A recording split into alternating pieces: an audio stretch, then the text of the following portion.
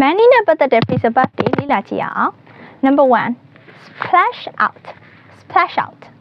splash out ကိုတော့တခုခုအတွက်မလိုအပ်ဖဲနဲ့အလွန်အကျွံသုံးဆွဲလိုက်တာကိုပြောချင်တဲ့အခါကျရင်သုံးပါတယ် For example he splashed out on a new designer watch for his birthday Number 2 run out of run out of run out of run out of ကတော့ကုန်သွားသည်ဆိုတဲ့အဓိပ္ပာယ်ပါ For example I like to buy new shoes but I've run out of money Number 3 pay someone back pay someone back pay someone back ကတော့တရရက်ကိုပြန်ပေးသည်ဆိုတဲ့အဓိပ္ပာယ်ပါ For example don't worry I'll pay you back tomorrow Number 4 live on live on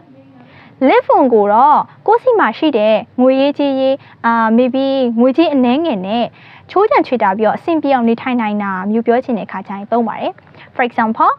during college she lived on a very small amount of money Number 5 save up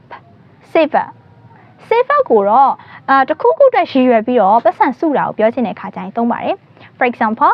she's saving up for a new phone